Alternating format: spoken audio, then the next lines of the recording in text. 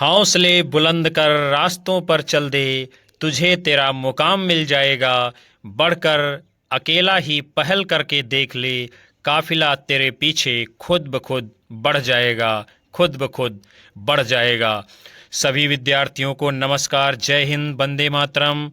दीपक लक्ष्य educational channel पर आप सभी का हार्दिक स्वागत, वंदन और अभिनंदन है, जहां बातें होती हैं सिर्फ लक्ष्य की। विद्यार्थियों, आपको अपने हौसलों को बुलंद करके रास्ते पर निकलना है।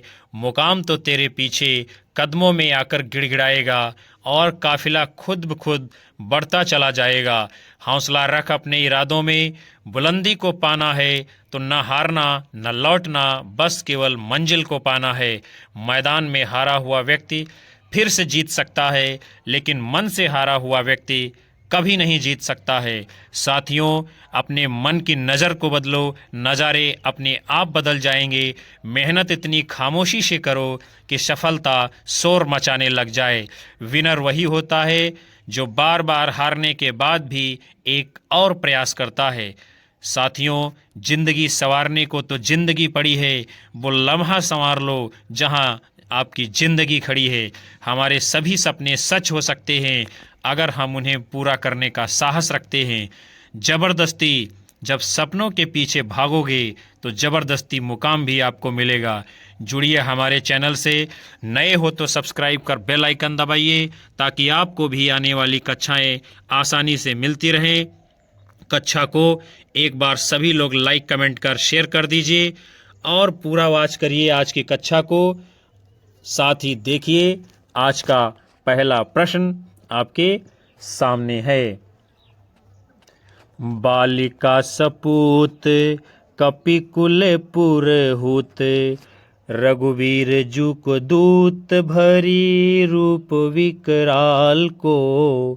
युद्धि मद गाढ़ो पाँव रोपी भयो सेनापति, बल बुद्धि बाढ़ो है रामचंद्र राव को। बालिका सपूत कपिकुल पुरहूत, रघुवीर जुक दूत भरी रूप विकराल को। उपर्युक्त काव्य पंक्तियां किस रचनाकार की हैं? केशवदास, तुलसीदास, सेनापति, मतिराम। तो ये पंक्तियां किसकी हैं? कवि सेनापति जी की, जिनमें वो बताते हैं कि बाल्य का सपूत माने पुत्र और कपियों के कुल का रघुवीर यानी भगवान श्री राम का दूत जो है आज विकराल रूप धारण करके क्या है, युद्ध की भूमि में अपने पांव को जमा दिया है। और अगली पंक्ति आपकी है, जदपि सुजाति सुलक्षिणी, सुबरन सरस सुवृत्त, भूषण बिनु न विराजई, कविता वनिता मित। यद्यपि जो है अच्छी जाति में उत्पन्न हो, अच्छे लक्षणों वाली हो, उसका वर्ण अच्छा हो यानी गोरी भी हो, सरस भी हो, अच्छा उसका रूप आकार भी हो, लेकिन वो युवती तब तक शोभा नहीं पाती है जब तक उसके शरीर के ऊपर आभूषण नहीं होते हैं।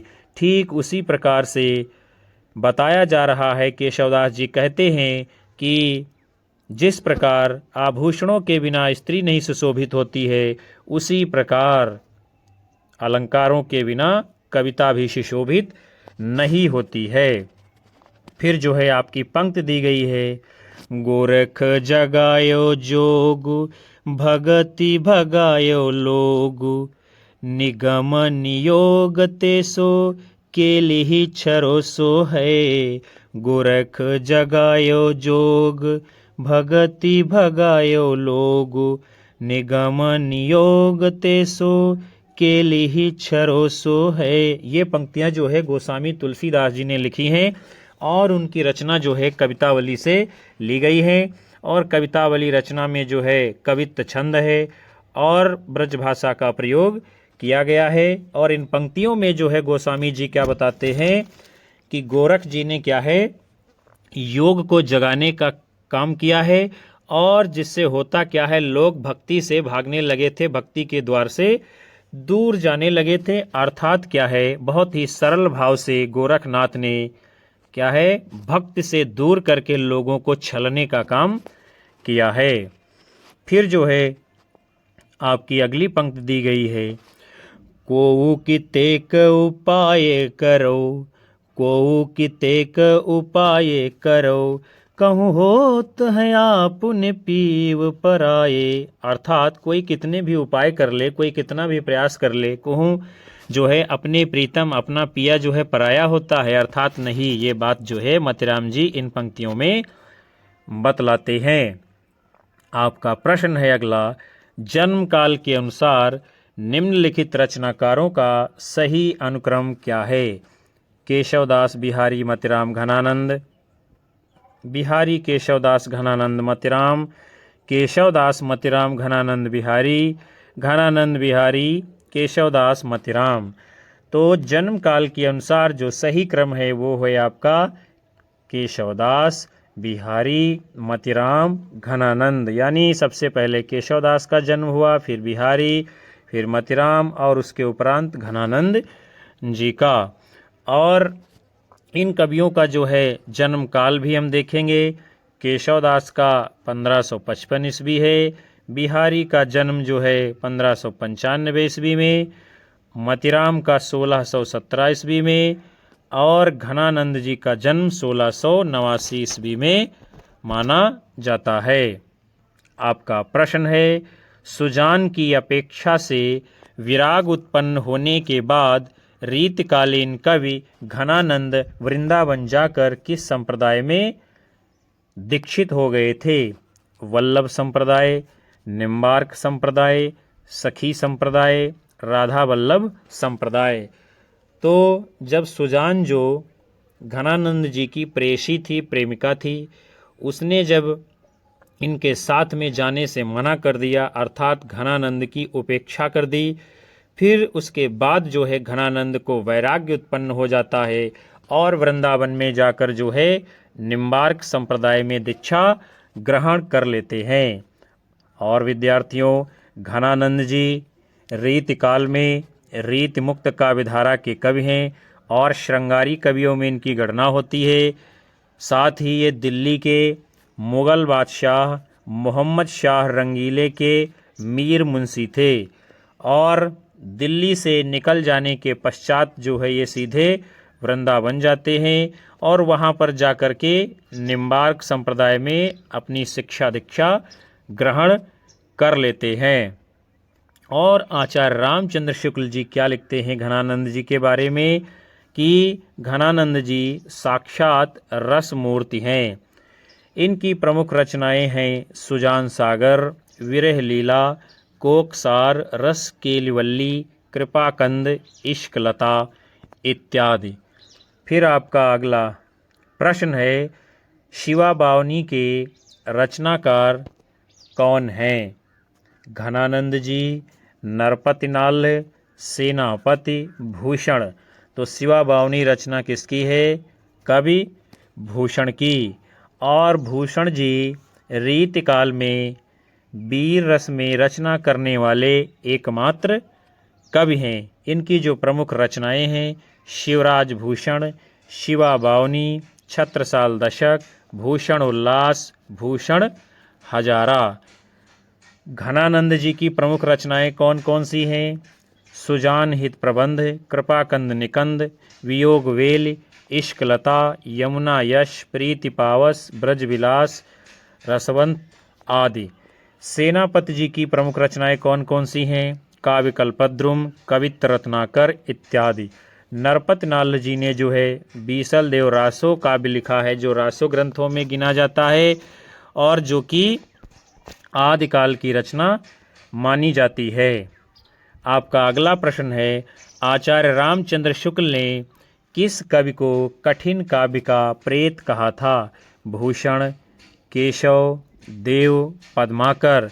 तो आचार्य रामचंद्र शुक्ल जी ने केशवदास जी को कठिन काव्य का प्रेत कहा था और कठिन काव्य का प्रेत इसलिए कहा था कि चूंकि केशवदास जी ने अपने प्रबंध काव्य रामचंद्रिका की रचना इतनी क्लिष्ट शब्दों और संवादों में की थी, जिसके कारण शुक्ल जी को ये बात कहनी पड़ी थी। और प्रसिद्ध आलोचक निबंधकार कौन माने जाते हैं? आचार्य रामचंद्र शुक्ल जी।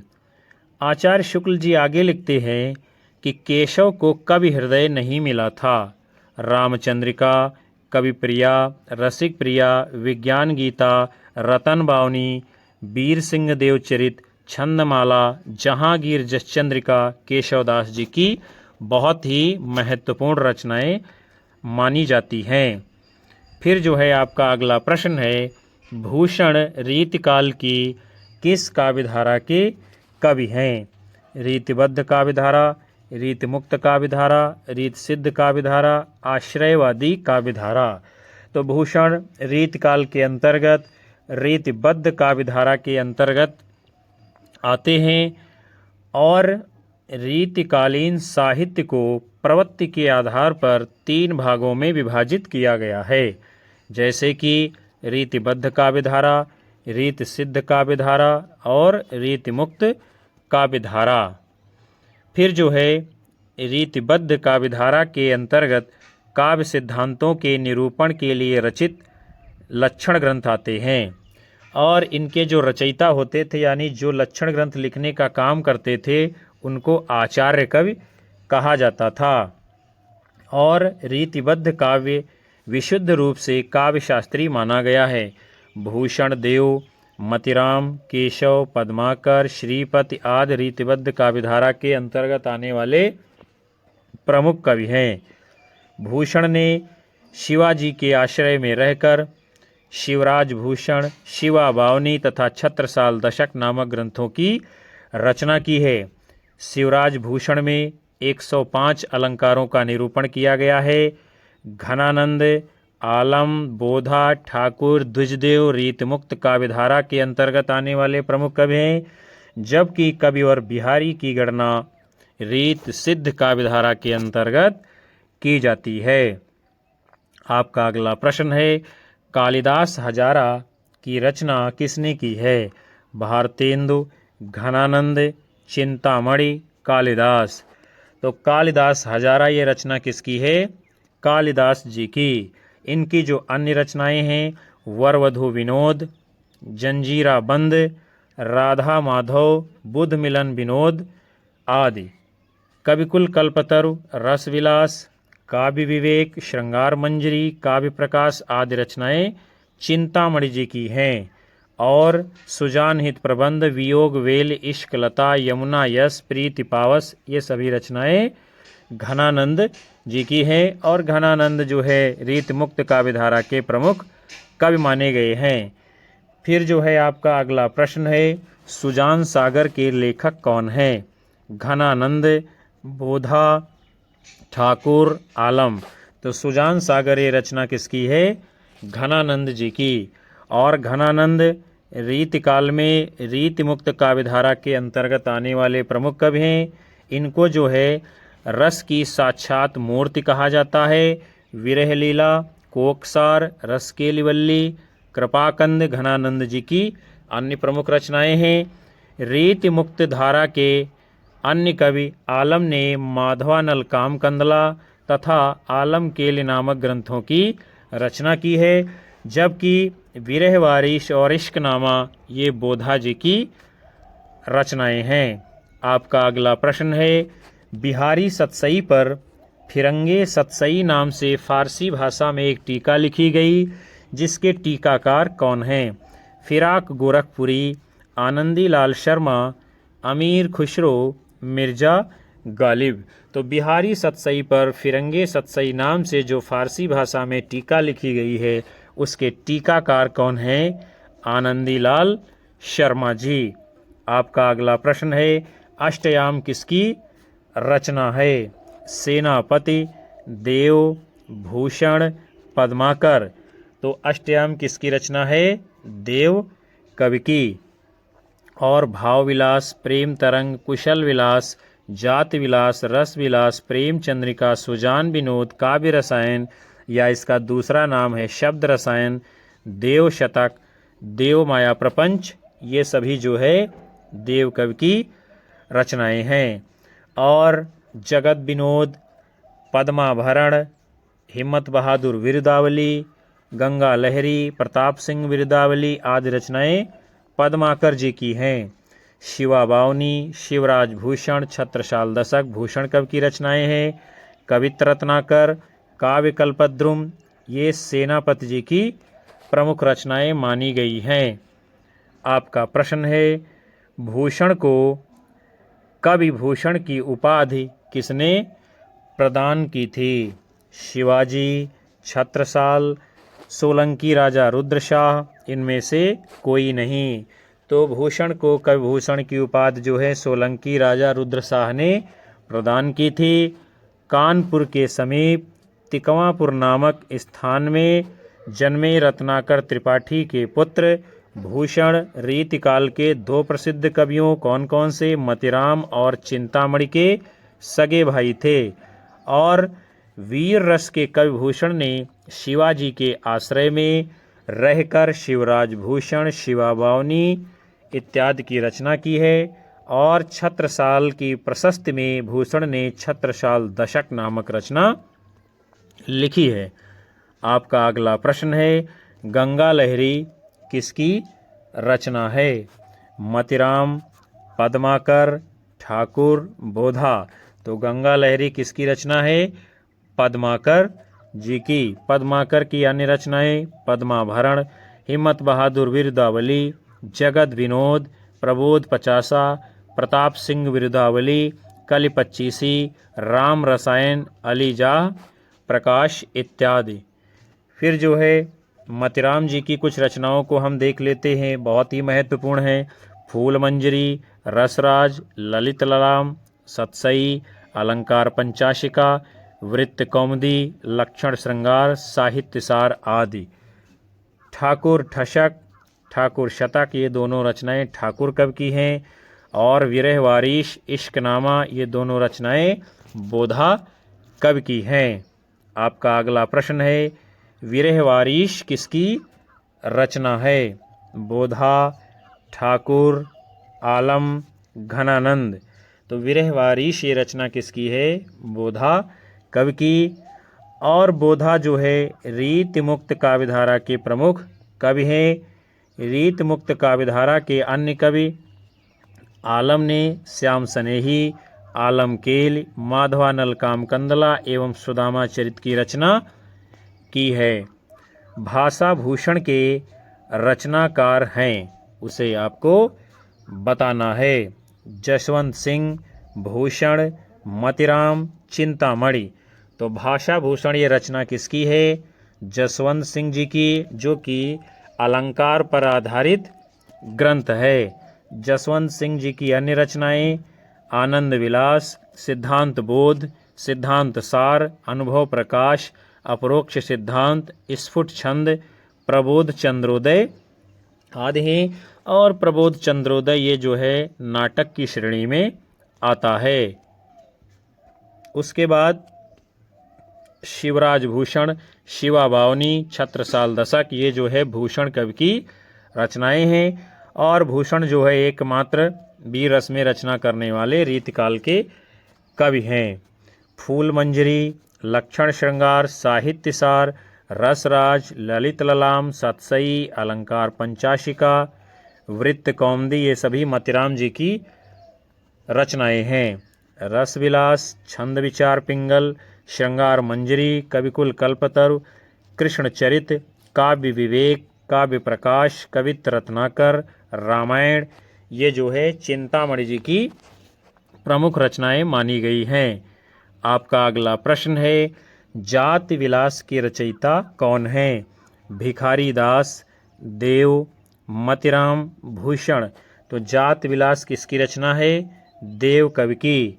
इनकी अन्य रचनाएं हैं भाव विलास, भवानी विलास, कुशल विलास, रस विलास, काव्य रसायन, प्रेम तरंग, प्रेम चंद्रिका, प्रेम दीपिका इत्यादि।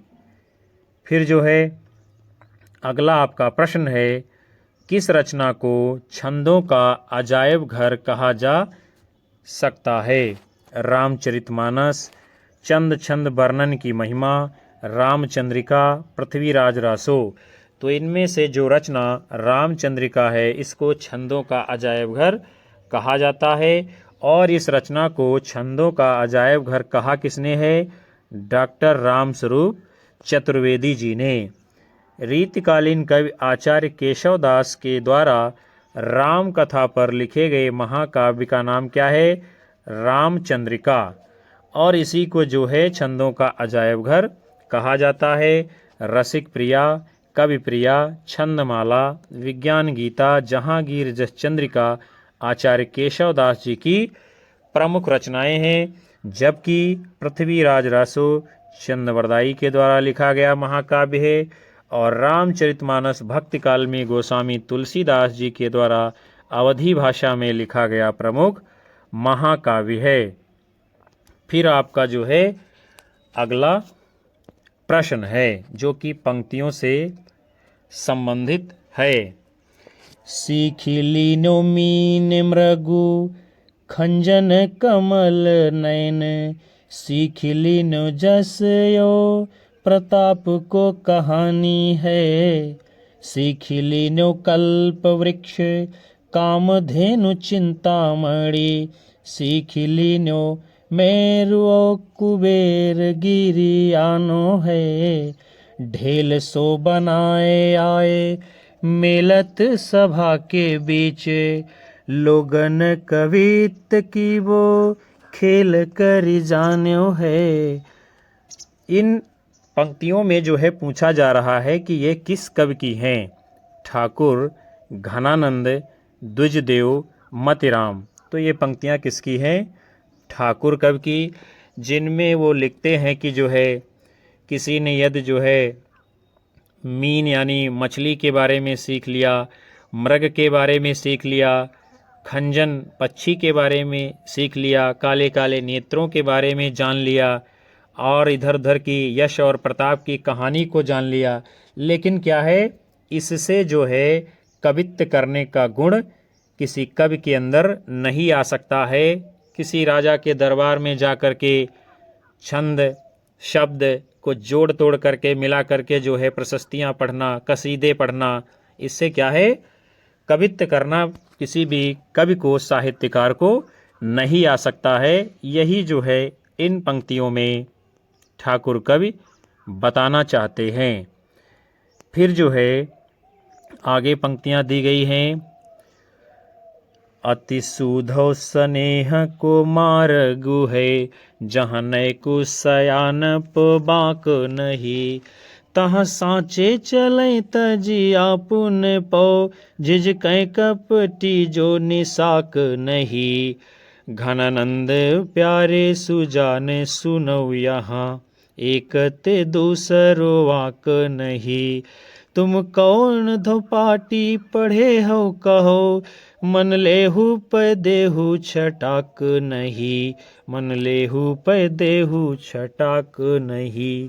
अर्थात इन पंक्तियों में घनानंद जी बताते हैं कि प्रेम का मार्ग जो है बहुत ही सीधा सरल होता है, उसमें कुटिलता, चालाकी, चतुराई नहीं चलती है। और जब कोई किसी से प्रेम करता है तो वहाँ पर कोई छोटे और बड़े का भाव नहीं रखता है, अर्थात वहाँ पर एक को दूसरे से कम नहीं आंकना चाहिए, वहाँ सब बराबर होते हैं। तो घनानंद जी बताते हैं कि हे सुजान, पता नहीं कौन सी परिपाटी पढ़ करके आई हो, जो लेना तो मन भर जानती हो और देना छटाक भर नहीं जानती हो। फिर जो है आगे पंक्तियाँ दी गई हैं।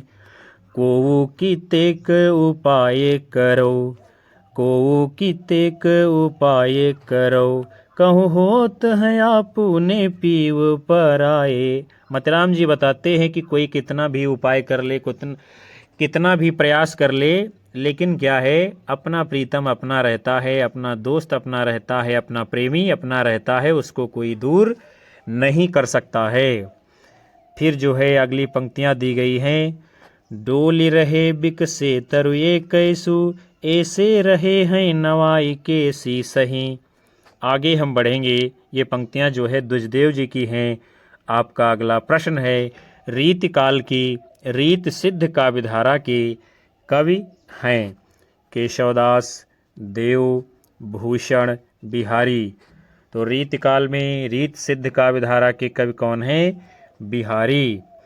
काव्य रीति के अनुसार जो है हिंदी साहित्य के रीतिकाल को 3 भागों में विभाजित किया गया है, रीति सिद्ध, रीतिबद्ध और रीतिमुक्त। और बिहारी रीतिकाल के रीति सिद्ध काव्यधारा में आने वाले प्रमुख कवि हैं और बिहारी ने अपनी एकमात्र रचना बिहारी सतसई में रीति का पूरा उपयोग भी किया है। केशव, भिखारीदास, चिंतामणि, मतिराम, देव, रसलीन, ग्वाल कवि, ये सभी क्या है, रीतिबद्ध काव्यधारा के अंतर्गत आने वाले कवि हैं। जबकि घनानंद, बोधा, आलम, ठाकुर, द्विजदेव, ये लोग जो है रीति मुक्त काव्यधारा के प्रमुख कवि माने गए हैं। आपका अगला प्रश्न है, भिखारी दास की रचना है, कौन सी है? काव्य निर्णय, काव्य सिंधु, चिंतामणि, रस विवेक। तो इनमें से जो भिखारी दास जी की रचना है उसका नाम क्या है? काव्य निर्णय। रीतिकाल के सर्वांग विवेचक कवियों में आचार्य भिखारी दास का नाम अग्रणी है। भिखारी दास के द्वारा रचित 7 ग्रंथ माने गए हैं, काव्य निर्णय, रस सारांश, श्रृंगार निर्णय, छंदार्णव पिंगल, शब्द नाम कोश, विष्णु पुराण, शतरंज शतिका इत्यादि। ये सभी जो है रचनाएं भिखारी दास जी की हैं। और चिंतामणि ये जो है निबंध संग्रह है, किसका है? आचार्य रामचंद्र शुक्ल जी का। फिर आपका अगला प्रश्न है, वो रस उदाहरण जो रीतिकाल में लिखे गए हैं जितने की संपूर्ण साहित्य में नहीं लिखे गए हैं। वीर रस, रौद्र रस, करुण रस, श्रृंगार रस। तो वो रस उदाहरण जो रीतिकाल में लिखे गए हैं उतने जो है संपूर्ण साहित्य में नहीं लिखे गए हैं, वो कौन सा रस है? श्रृंगार रस। यानी संपूर्ण रीतिकाल जो है श्रृंगार रसों से भरा पड़ा हुआ है। और रीतिकाल की समय सीमा कब से कब तक मानी जाती है? 1700 से 1900 के बीच में। और इस काल के कवि राजाओं और रईसों के आश्रय में रहते थे। मनोरंजन और कला विलास का वातावरण वहाँ स्वाभाविक था और ऐसे वातावरण में लिखा गया साहित्य अधिकतर श्रृंगार मूलक और कला वैचित्र से युक्त था। इस काल में केशवदास, चिंतामणि, देव, बिहारी, मतिराम भूषण, घनानंद, पद्माकर आदि प्रतिष्ठित कवि हुए हैं। आपका अगला प्रश्न है, निम्नलिखित में से कौन सा कथन असत्य है उसे आपको पहचानना है। रीतिबद्ध धारा के कवियों ने लक्षण ग्रंथों की रचना की है, बात सही है। रीतिबद्ध धारा के कवियों को आचार्य कवि भी कहा जाता है, ये भी बात सही है। बिहारी रीत सिद्ध धारा के प्रतिनिधि कवि हैं, ये भी बात सही है। फिर क्या है असत्य जो गलत है? केशव रीत मुक्त धारा के कवि हैं, ये गलत है। केशव जो है रीत मुक्त काव्य धारा में नहीं आते हैं। केशवदास रीत निरूपक अलंकारवादी आचार्य हैं और इन्होंने रसिक प्रिया, कवि प्रिया, छंदमाला जैसे लक्षण ग्रंथों की रचना की है। और रीति मुक्त काव्यधारा के जो प्रमुख कवि हैं घनानंद, बोधा, ठाकुर, आलम, द्विजदेव इत्यादि। रीतिबद्ध काव्यधारा के कवियों को आचार्य कवि कहा जाता है। बिहारी रीत सिद्ध काव्यधारा के प्रमुख कवि हैं और इन्होंने बहुत ही महत्वपूर्ण रचना दी है जिसका नाम है बिहारी सतसई। फिर आपका जो है अगला प्रश्न है, रीतिकाल की विशेषताओं के संदर्भ में निम्नलिखित में से एक विशेषता गलत है, उसे आपको चयन करना है। रीतिकाल में अलंकरण की प्रधानता है, यह विशेषता सही है। रीतिकाल की प्रमुख भाषा ब्रज भाषा है, ये भी सही है। रीतिकाल में लक्षण ग्रंथों की प्रमुखता है, ये भी विशेषता सही है। फिर असत्य कौन सी है? रीतिकाल में प्रकृति का आलम्बन रूप में चित्रण हुआ है, यही गलत है, क्योंकि रीतिकाल में प्रकृति का आलम्बन नहीं बल्कि उद्दीपन रूप में चित्रण किया गया है। फिर जो है हम आगे बढ़ते हैं। आपका अगला प्रश्न है, आचार्य भिखारी दास कृत प्रमुख काव्य शास्त्रीय ग्रंथ कौन सा है? काव्य प्रकाश, काव्य निर्णय, काव्यांग प्रकाश, रस सारांश। तो आचार्य भिखारी दास का जो प्रमुख काव्य शास्त्रीय ग्रंथ है उसका नाम क्या है? काव्य निर्णय। और इनकी जो अन्य रचनाएं हैं, श्रृंगार निर्णय, रस सारांश, छंद आर्णव पिंगल इत्यादि। फिर जो है आपका अगला प्रश्न है, देव कवि किस जिले के रहने वाले थे? मैनपुरी, बनारस, गोरखपुर, इटावा। तो देव कवि जो है ये इटावा जिले के रहने वाले हैं। और इटावा कहाँ है? आपके उत्तर प्रदेश में। इनका पूरा नाम देवदत्त था। इनकी जो प्रमुख रचनाएं हैं, भाव विलास, भवानी विलास, रस विलास, जाति विलास, सुख सागर तरंग, अष्टयाम इत्यादि। आपका अगला प्रश्न है, कवि प्रिया के रचनाकार का नाम बताइए। देव, केशवदास, पद्माकर, घनानंद। तो कवि प्रिया केशवदास जी की प्रमुख रचना है। इनके द्वारा रचित अन्य ग्रंथ हैं रामचंद्रिका, रसिक प्रिया, वीर सिंह देवचरित, विज्ञान गीता, रतन बावनी, जहांगीर जस चंद्रिका इत्यादि। आपका अगला प्रश्न है, शिवराज भूषण के रचयिता कवि कौन हैं?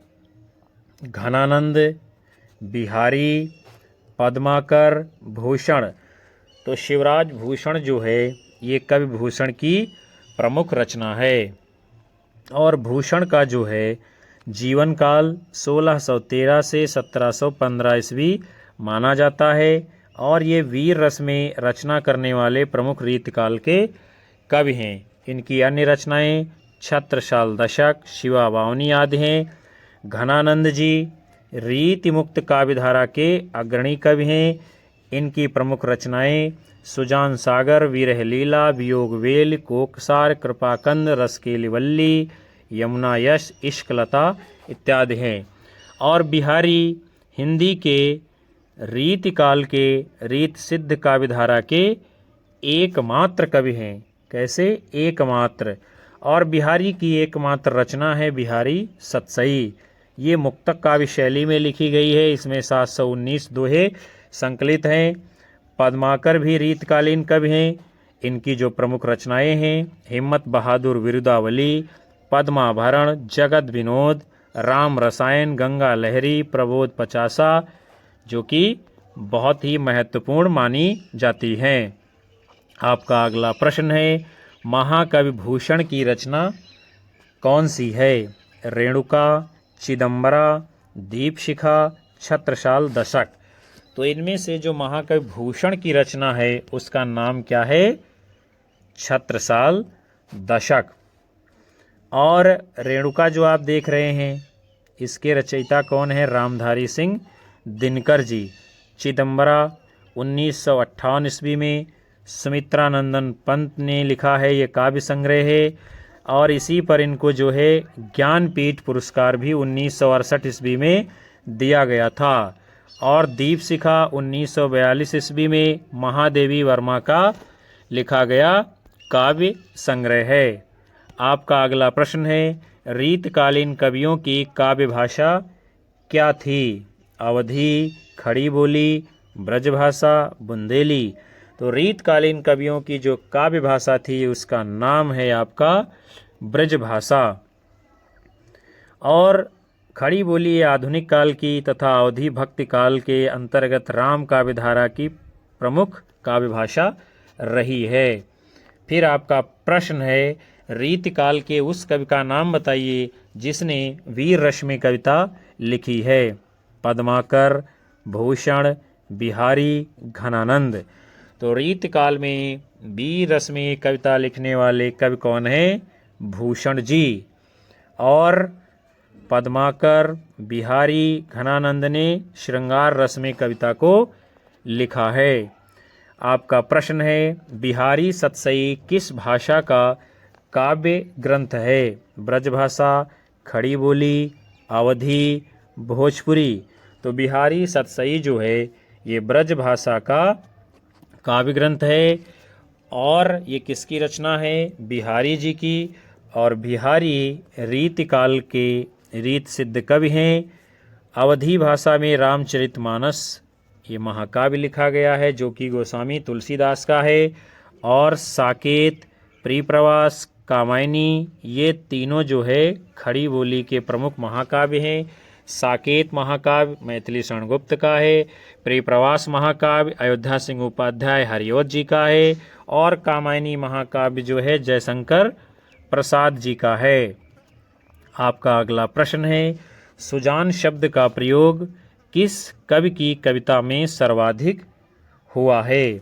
बिहारी, भूषण, घनानंद, ठाकुर। तो सुजान शब्द का प्रयोग जो है घनानंद की कविता में सर्वाधिक यानी कि बार बार हुआ है। क्योंकि जो घनानंद जी हैं सुजान नाम की गणिका अर्थात वैश्या से प्रेम करते थे। और घनानंद रीतिकाल के रीतमुक्त काव्यधारा के कवि हैं। सुजान हित प्रबंध, वियोग वेल, इश्क लता, सुजान सागर घनानंद जी की प्रमुख काव्य रचनाएं हैं। आपका अगला प्रश्न है, इनमें से कौन सा कवि रीत मुक्त काव्यधारा का नहीं है? घनानंद, आलम, बोधा, केशवदास। तो इनमें से केशवदास जी रीति मुक्त काव्यधारा के कवि नहीं हैं। और केशवदास रीतिबद्ध कवियों की श्रेणी में गिने जाते हैं। रीतिबद्ध काव्यधारा के जो अन्य कवि हैं जैसे कि चिंतामणि, कुलपत मिश्र, देव, मतिराम, भिखारीदास आदि। और घनानंद, आलम, बोधा, ठाकुर, द्विजदेव ये सभी लोग जो है रीतिकाल में रीति मुक्त काव्यधारा के अंतर्गत आने वाले कवि हैं। आपका प्रश्न है, शिवराज भूषण ग्रंथ में किसका विवेचन मिलता है? रस, ध्वनि, अलंकार, औचित्य। तो शिवराज भूषण ये अलंकार निरूपण का ग्रंथ है और इसमें 105 अलंकारों का विवेचन किया गया है। और ये रचना है किसकी? भूषण कवि की। इनके जो अन्य ग्रंथ हैं शिवा बावनी, छत्रसाल दशक जो कि प्रशस्तिपरक ग्रंथ है। प्रशस्ति मतलब जहाँ पर छत्रसाल की जो है प्रशस्तियाँ अर्थात जो है उनकी बड़ाइयों का वर्णन किया गया है। और भूषण जी वीर रस के कवि माने गए हैं। शुक्ल जी ने इनके अन्य 3 ग्रंथों का भी उल्लेख किया है। किसने? आचार्य रामचंद्र शुक्ल जी ने। कौन कौन से ग्रंथ हैं? भूषण उल्लास, दूषण उल्लास, भूषण हजारा आदि। और चित्रकूट के सोलंकी राजा रुद्र ने कवि भूषण की उपाधि से इनको सम्मानित किया था। और कहा जाता है कि महाराज छत्रसाल ने इनकी पालकी में अपना कंधा भी लगाया था। फिर जो है आपका अगला प्रश्न है, निम्न में से कौन सी रचना एवं रचनाकार का युग्म सही नहीं है? तो काव्य निर्णय ये भिखारीदास की रचना है, यह बात सत्य है। रस रहस्य कुलपत मिश्र की रचना है, यह भी बात सत्य है। रस विलास चिंतामणि की रचना है, यह भी बात सत्य है। गलत क्या है? भाव विलास केशवदास, ये केशवदास की रचना नहीं है, बल्कि भाव विलास के रचनाकार कौन है? देव कवि, जिनका असली नाम क्या था? देवदत्त। फिर जो है ये जो भाव विलास है ये देव कवि की प्रथम रचना मानी जाती है। इस ग्रंथ को इन्होंने औरंगजेब के बड़े पुत्र आजम को सुनाया था, जो कि हिंदी कविता का प्रेमी था। और इनके लिखे गए कुल जो है 72 ग्रंथ बताए जाते हैं, जिनमें से प्रमुख कौन कौन से हैं? भवानी विलास, कुशल विलास, रस विलास, जात विलास, अष्टयाम, देवशतक, देवचरित, शब्द रसायन, सुजान विनोद, सुखसागर तरंग, प्रेम तरंग, राग रत्नाकर, देवमाया प्रपंच, प्रेम चंद्रिका इत्यादि। आपका अगला प्रश्न है, निम्न में से किस कवि ने सतसई की रचना नहीं की है? मोतीराम ने सतसई लिखी है, बिहारी ने बिहारी सतसई लिखी है, वृंद ने वृंद सतसई लिखी है, लेकिन सेनापति ने सतसई नाम से कोई भी रचना नहीं लिखी है। इनके द्वारा जो रचित दो ग्रंथ प्रमुख हैं, कवित्त रत्नाकर और काव्य कल्पद्रुम, जबकि मोतीराम, बिहारी, वृंद आदि ने अभी हमने आपको ऊपर बताया सतसई नाम से रचनाएं लिखी हैं। आपका अगला प्रश्न है, रीतिकालीन साहित्य पर किस काव्य शास्त्रीय परंपरा का गहरा असर है? हिंदी, संस्कृत, मराठी, ब्रज। तो रीतिकालीन साहित्य पर जो है संस्कृत की काव्य शास्त्रीय परंपरा का जो है गहरा असर देखने को मिलता है। संस्कृत साहित्य शास्त्र के जो 5 संप्रदाय हैं, रस संप्रदाय, अलंकार संप्रदाय, रीति संप्रदाय, वक्रोक्त संप्रदाय, ध्वनि संप्रदाय में से अलंकार, रस, ध्वनि के लक्षण और उदाहरण जो है ज़्यादा देखने को मिलते हैं। संस्कृत काव्यशास्त्र की परंपरा को हिंदी में लाने का श्रेय आचार्य केशवदास को दिया जाता है। तो आप देखते हैं कि रीतकालीन जो साहित्य की परंपरा है उस पर जो है संस्कृत की काव्य शास्त्रीय परंपरा का प्रमुख असर देखने को मिल जाता है। फिर आपका अगला प्रश्न है, रीतकाल में कवित्त सवैये के साथ और क्या लिखे गए थे? चौपाई, रुबाई, दोहे, पद। तो रीतिकाल में कवित्त सवैये के साथ साथ जो है दोहे लिखे जाने का भी प्रचलन था। यानी जो रीतिकाल है उसकी समय सीमा संवत 1700 से 1900 मानी जाती है और संपूर्ण रीतिकाल को 3 भागों में विभाजित किया गया है। कौन कौन से? रीतिबद्ध, रीतिमुक्त और रीतिसिद्ध। रुबाई जो आप देख रहे हैं यह एक प्रकार का फारसी का छंद है जिसमें 4 चरण होते हैं। कितने? 4 चरण। तीसरे चरण को छोड़कर सभी में काफिया यानी कि तुक मिलाया जाता है। फिर आपका अगला प्रश्न है, इनमें से किस कवि ने प्रबंधात्मक वीर काव्य की भी रचना की है? ग्वाल कवि, राम सहाय दास, पद्माकर भट्ट, सम्मन। तो इनमें से जिस कवि ने प्रबंधात्मक वीर काव्य में भी रचना की है उनका नाम क्या है? पद्माकर भट्ट जी। और पद्माकर भट्ट के जो प्रमुख काव्य ग्रंथ हैं उसको हम देखेंगे, जैसे कि हिम्मत बहादुर विरुदावली, यह एक प्रबंध काव्य है। पद्माभरण, जगद विनोद, प्रबोध पचासा, गंगा लहरी, प्रताप सिंह विरुदावली, ये भी क्या है? प्रबंध काव्य की श्रेणी में आता है। कलि पच्चीसी, राम रसायन, अली जाह प्रकाश इत्यादि। इसके उपरांत जो है हम ग्वाल कवि के काव्य ग्रंथों को देखते हैं, कौन कौन सी प्रमुख रचनाएं उन्होंने लिखी हैं, जैसे कि यमुना लहरी, भक्त भावन, रसिकानंद, रस रंग, कृष्णजू को, नखशिख, दूषण दर्पण, राधा माधव मिलन, राधाष्टक, कवि हृदय विनोद, कवि दर्पण, नेह निर्वाह, बंसी बीसा, कुब्जाष्टक, षड ऋतु वर्णन, अलंकार भ्रम भंजन, रस रूप, दृग शतक आदि। फिर जो है राम सहाय जी ने छंद निरूपण के काव्य ग्रंथ लिखे हैं उसको हम देखते हैं।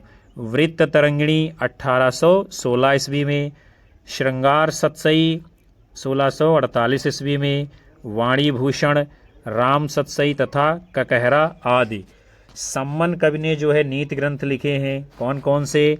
स्फुट दोहा तथा पिंगल काव्य भूषण इत्यादि। फिर आपका अगला प्रश्न है, प्रबोध 50 ग्रंथ के रचयिता कौन हैं? चलिए देखते हैं। रामानंद, कबीरदास जी, मतिराम, पद्माकर। तो प्रबोध 50 ये ग्रंथ किसका है? पद्माकर जी का। और पद्माकर रीतिकाल के अंतिम प्रसिद्ध कवि हैं। इनके काव्य में श्रृंगार, भक्ति और वीर रस की त्रिवेणी प्रवाहित होती है। इनकी जो प्रमुख रचनाएं हैं, हिम्मत बहादुर विरुदावली, प्रताप सिंह विरुदावली, पद्माभरण, जगत विनोद, गंगा लहरी, कल 25सी, राम रसायन, अली जाह प्रकाश इत्यादि ये इनकी जो है बहुत महत्वपूर्ण रचनाएं मानी गई हैं। फिर आपका जो है अगला प्रश्न है, इनमें से किस कवि ने सतसई की रचना नहीं की है? तो रसनिध ने सतसई नाम से रचना लिखी है, वृंद ने वृंद सतसई लिखी है, भूपत ने भूपत सतसई लिखी है, लेकिन बेनी प्रवीण जी ने कोई भी रचना सतसई के नाम से नहीं लिखी है। बेनी प्रवीण के जो प्रमुख काव्य ग्रंथ हैं, श्रृंगार भूषण, नवरस तरंग 1817 ईस्वी में लिखी गई है, और नाना राव प्रकाश आदि। वृंद के जो काव्य ग्रंथ हैं उसको भी हम देख लेते हैं। जैसे 12 मासा नाम से 1668 ईस्वी में रचना लिखी है, भाव पंचासिका 1686 ईस्वी में, नयन 25सी 1686 ईस्वी में, पवन 25सी 1691 ईस्वी में, श्रृंगार शिक्षा 1691 ईस्वी में, यमक सतसई 1706 ईस्वी में, वृंद विनोद सतसई। रसनिध जिनका मूल नाम जो है पृथ्वी सिंह है, इनके जो काव्य ग्रंथ हैं, रतन हजारा, विष्णुपद कीर्तन, कवित्त, 12 मासा, रसनिध सागर, हिंडोला, अरिल, रसनिध सतसई आदि। भूपत कवि के जो काव्य ग्रंथ हैं कौन कौन से? भूपत सतसई, कंठाभूषण तथा रस रत्नाकर आदि। आपका अगला प्रश्न है, जन्म काल के अनुसार निम्नलिखित कवियों का सही अनुक्रम क्या है, उसे आपको बताना है।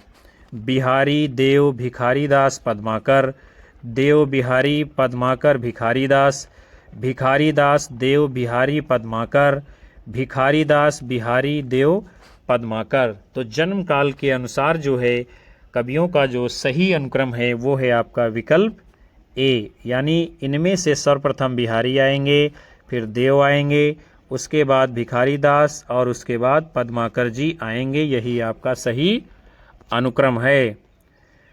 फिर जो है हम इन कवियों का जो है जीवन काल देख लेते हैं। बिहारी का जीवन काल 1595 से 1663 ईस्वी, देव का जीवन काल 1673 से 1767 ईस्वी, भिखारीदास 18वीं शताब्दी यानी 1750 ईस्वी के आसपास, और पद्माकर का जीवन काल है 1753 से 1833 ईस्वी। आपका अगला प्रश्न है, अंग दर्पण किस कवि की रचना है? बहुत ही ये शानदार प्रश्न आपके सामने आया है। रसलीन, मुबारक, बेनी प्रवीण, राम सिंह। तो अंग दर्पण ये जो है किसकी रचना है? रसलीन कवि की। और इसको जो है रसलीन जी ने 1737 ईस्वी में लिखा था। इनका जो दूसरा ग्रंथ है रस प्रबोध, इसको 1741 ईस्वी में लिखा है। और श्रृंगार भूषण, नवरस तरंग, नाना राव प्रकाश आदि रचनाएं किसकी हैं? बेनी प्रवीण जी की।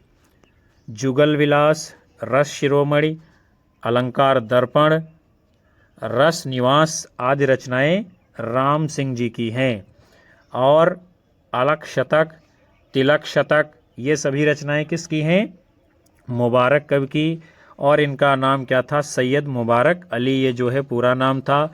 और बिलग्राम के रहने वाले थे, इसलिए इनके नाम के पीछे बिलग्रामी भी लगा होता था। यानी क्या नाम था? सैयद मुबारक अली बिलग्रामी। तो आज का सत्र हम विद्यार्थियों यहीं पर समाप्त करते हैं। मैं आशा करता हूँ कि ये कक्षा आपको ज़रूर पसंद आएगी। आपकी आने वाली सभी परीक्षाओं में ये प्रश्न काम आएंगे। और हम आपको मिलेंगे अगली कक्षा में। आप सभी को नमस्कार, जय हिंद, वंदे मातरम, बाय बाय सभी को।